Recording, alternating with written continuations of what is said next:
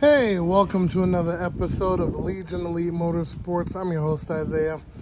And I just want to update you guys. I have been out sick for the past couple of weeks. Feeling a little better. And it's been a while since I've dropped a video. I think where we left off, we were actually messing with the 3000 GT.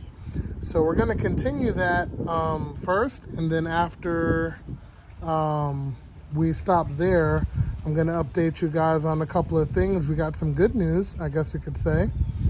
And then we're going to start working on a couple of other things.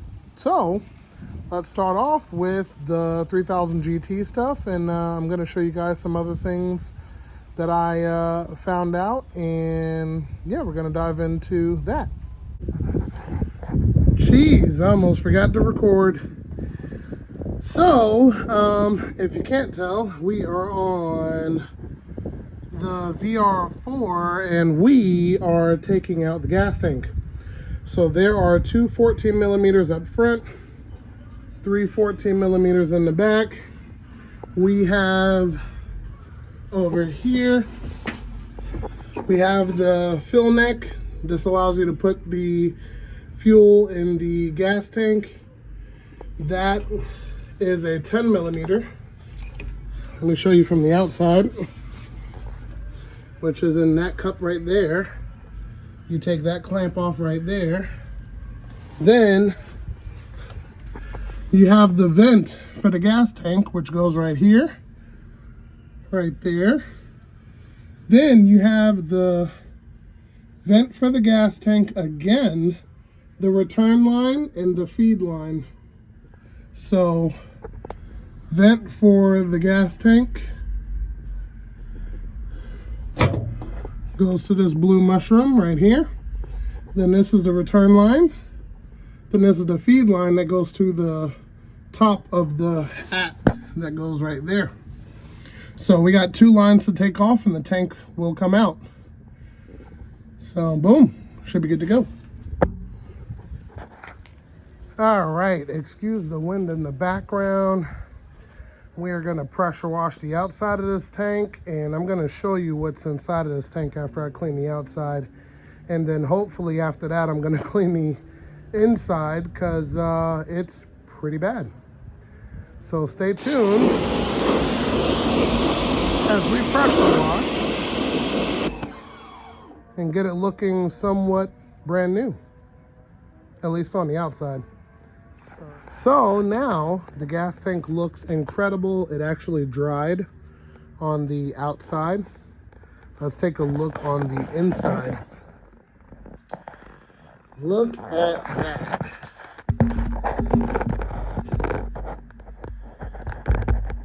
It's not too bad on the side.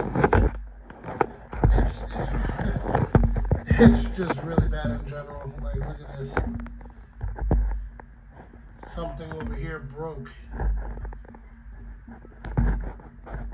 I can tell because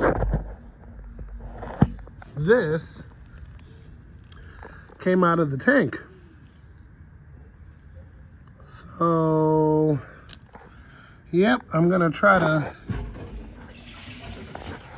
move this juice around here, and let me show you guys how bad this actually is. It's like a soup of some kind.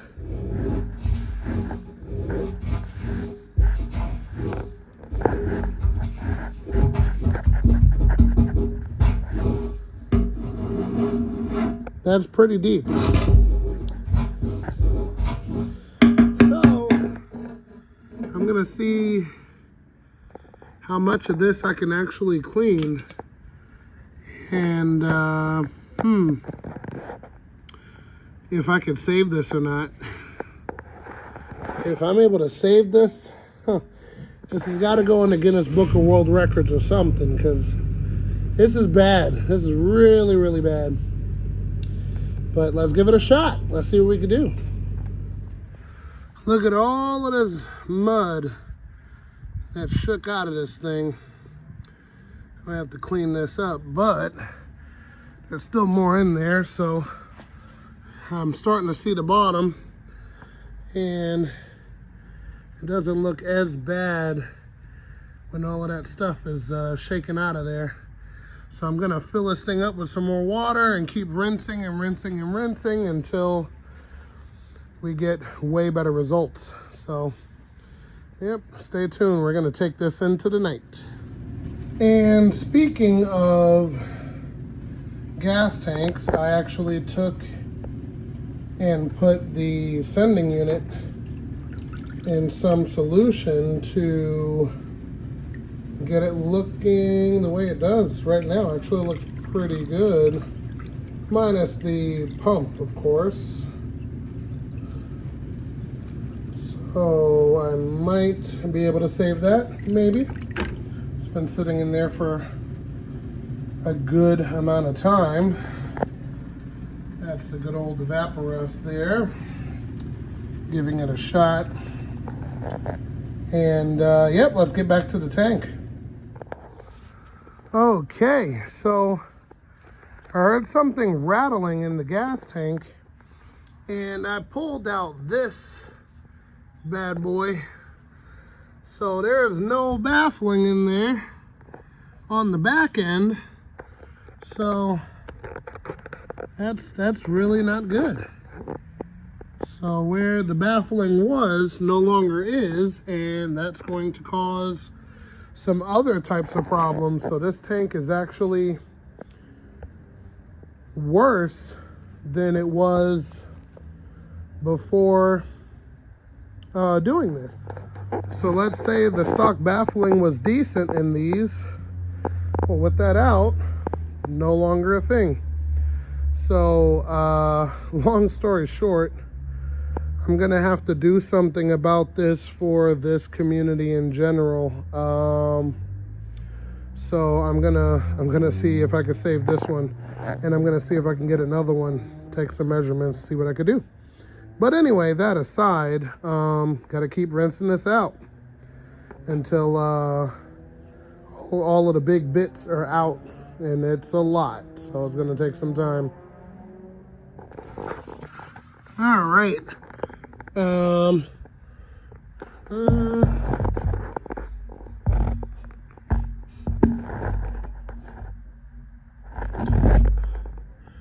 It's looking better in some spots, but still, let me see.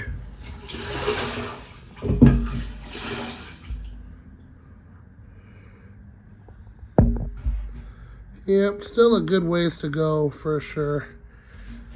I think I'm gonna do like maybe one more rinse, because I don't see too much floating around. So, and then I'm gonna see if I can dry this tank out so I can get some solution in there and get it all cleaned up. Hopefully, we'll see. But let's see this way. Oh my. Yep. Yeah, let's see what we can do. This one's pretty bad. Okay, so we have the tank not filled up, I can't say that, but we have some evaporust inside and we have it sitting. We capped off everything to make sure that it doesn't leak out any orifices except this one. This is our fill area. And we're gonna leave it in there for a couple days and hopefully we get some good results. Hopefully. I'm very doubtful and currently looking for another tank just in case. But if anything, I wanna see if I can get a replacement tank, something that's better suited for the car. And if any project, this would be the project to make a new gas tank for, you know what I mean? So a lot of stuff to look into, but overall, we're gonna try to keep it OEM for this car, at least for now. So we're gonna let that do its thing, and that's gonna be it for the 3000 GT for right now. So I wanted to touch on the GSX for a second. Now, you guys remember how I said that the engine was frozen and everything. Excuse the wind. I don't know what's going on, but it's extremely windy today. So here's the engine. Only thing I did was I removed the battery. I literally didn't take anything out. I didn't drain the oil. I didn't do anything except remove the battery. So long story short, one day I was interested to see if it like was frozen, you know, still. So I was clicking the key. I put a battery in it.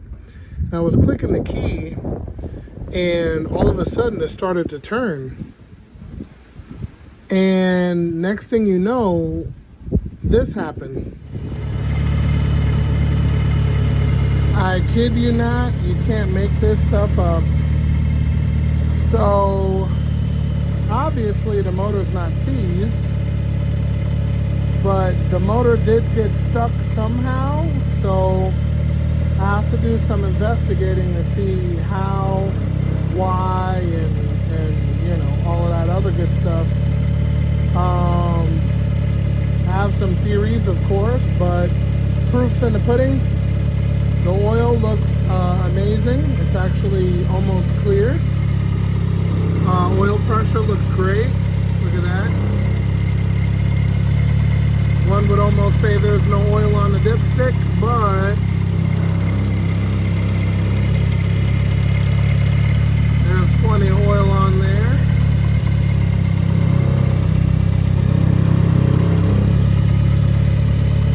So that's not the case. And also, in the midst of the good news that the engine is not destroyed, right? I actually found, through a good friend, a Catback system for the exhaust. So it's not as loud as it once was. So I went ahead and put that on there because I need something, you know, definitely for now. So let me show you guys that.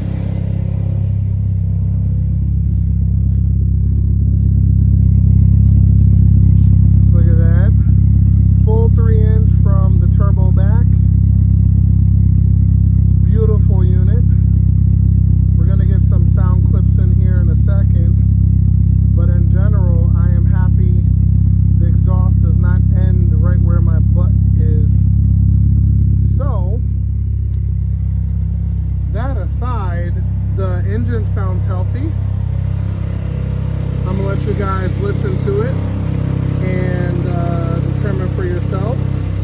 So we're gonna let it warm up, and then we're going to get up on some two-step, and you guys let me know if you hear any knocking, any banging, anything. And you let me know down in the comments if this motor is healthy or if it's trash. Okay. Okay, minus the hood making noise. Let's give it a rev. Let's give it a rev and see what we got.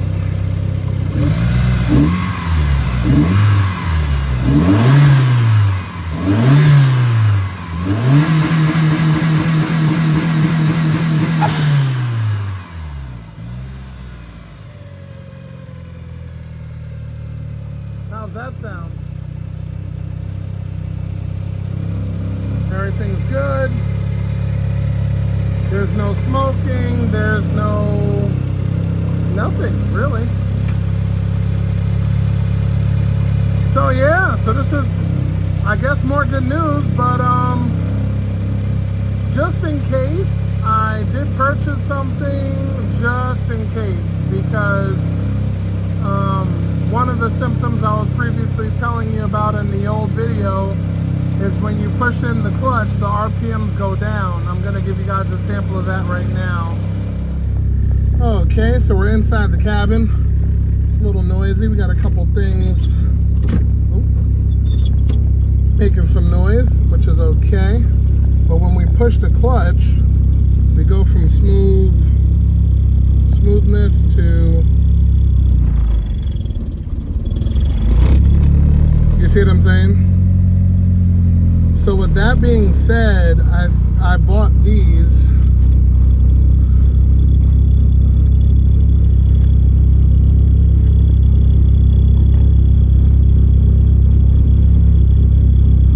These are ACL main bearings,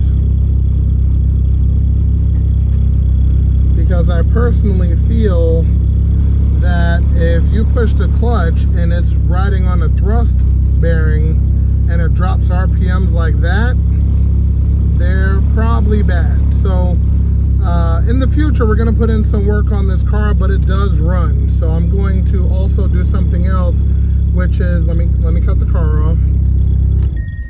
There we go. All right, let it do its cooling down sequence. But what I'm gonna do is I'm gonna check the oil. I haven't done an oil change since the break-in process. I actually was breaking in the motor. I changed the oil once, and then now I'm on the second oil change technically. So I'm gonna check this oil and see what's what.